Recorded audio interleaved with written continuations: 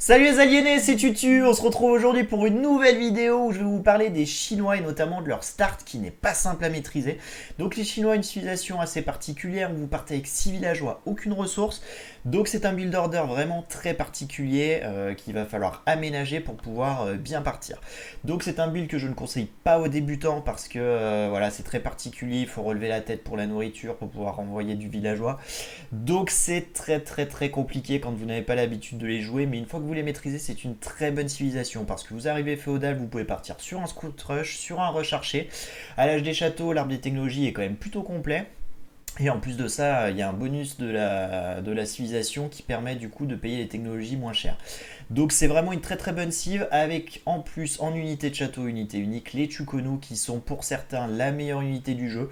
Moi, je suis pas spécialement de cet avis. Par contre, je reconnais que c'est une très bonne unité. Donc voilà, les Chinois, vraiment une civilisation intéressante, mais qu'il faut maîtriser, qu'il faut connaître avant de pouvoir jouer avec, parce que c'est vraiment spécial.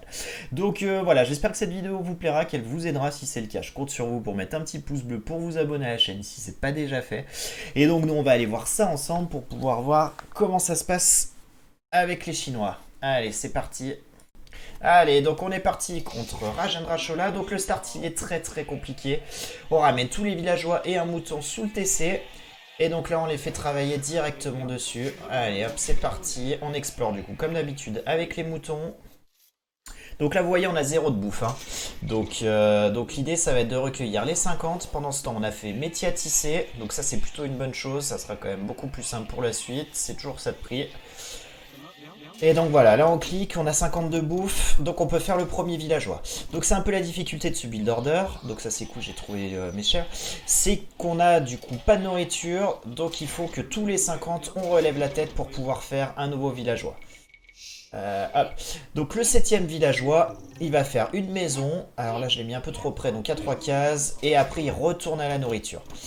Le 8ème villageois, je vais l'envoyer au bois et après on va partir sur un start un peu plus habituel, mais toujours en relevant la tête parce qu'on est un peu à la bourre au niveau bouffe. Donc le 7ème villageois qui va finir la maison et qui va venir, il va nous aider justement à être un peu plus dans le rythme pour pouvoir faire les villageois. Voilà, donc là on a le 7ème qui a fini sa maison, qui va sur les moutons. On a le 8ème qui part du coup faire le camp de bûcheron. On va en ajouter deux autres. Donc voilà, là on va partir je pense sur un rush archer.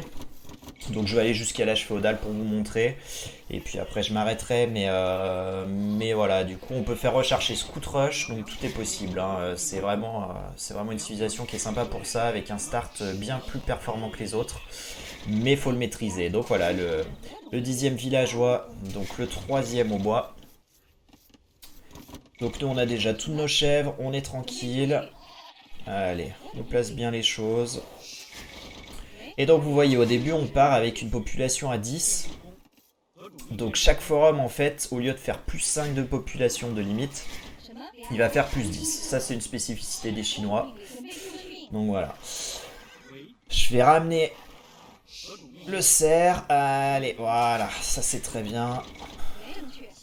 On va ramener le sanglier. Allez, Pumba.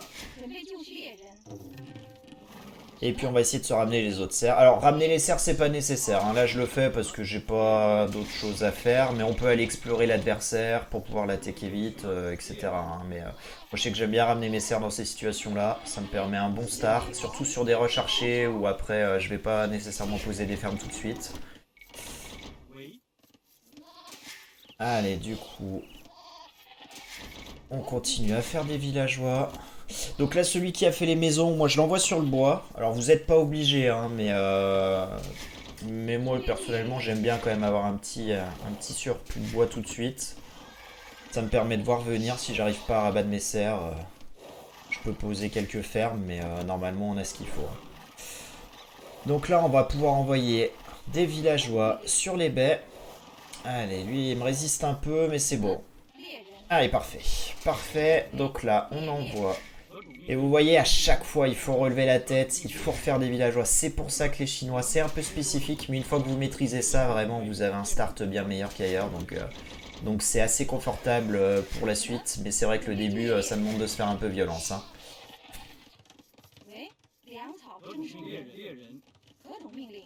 Allez, je redispose un peu mieux ma nourriture. Donc on va cliquer en 23. Ça c'est la spécificité aussi avec les Chinois. On peut rarement cliquer avant parce que ben voilà, on a un peu de retard sur la nourriture. Mais quand on est en 23, quand on est en 23 de pop, notre adversaire il est en 21. Donc on a toujours un bel avantage. 21-22 de pop grand max. Donc vraiment c'est quand même très très confortable. Donc voilà, là le 19e villageois qui va ramener le deuxième sanglier. Donc j'ai ramené les 3 cerfs. Hein. Donc là on est vraiment très très bien niveau nourriture. On va pouvoir envoyer les 3 autres villageois au bois.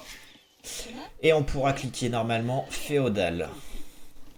Voilà, on tue le sanglier. Bien sous le TC, ça c'est parfait. On est bien.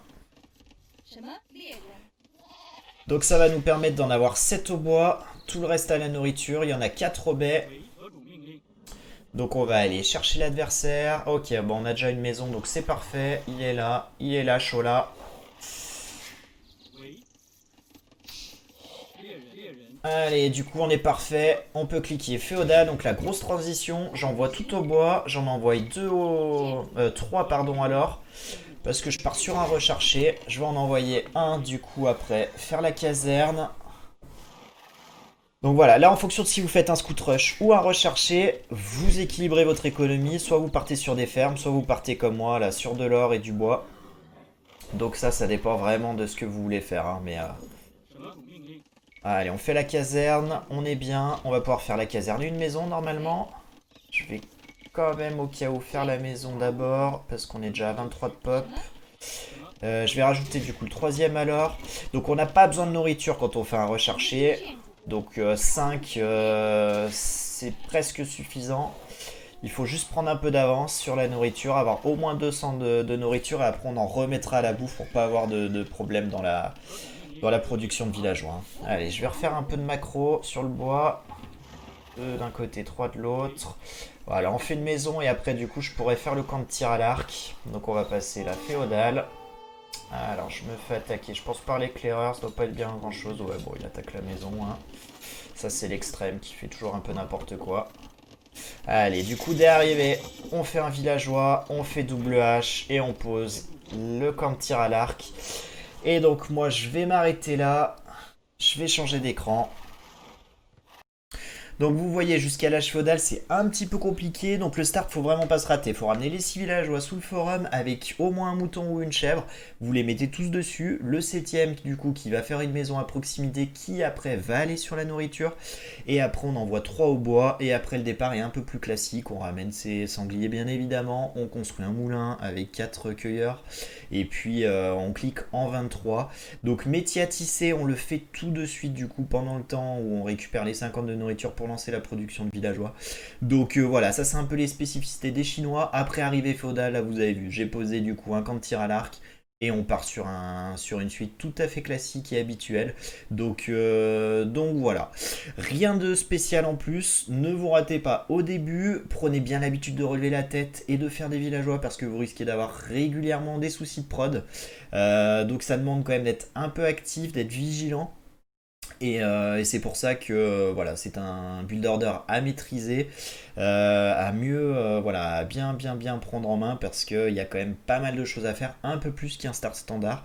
Mais après, par contre, vous allez être royal, donc c'est pour ça que je vous le présente et que je vous le conseille et que les Chinois sont vraiment une civilisation assez efficace. Très longtemps en 1 contre 1 c'était la civilisation la plus jouée par les professionnels. Maintenant c'est un peu moins vrai, mais voilà, en tout cas c'est très fort. Donc je vous conseille du coup ce build order et vraiment derrière vous pouvez faire des merveilles avec eux. Donc voilà.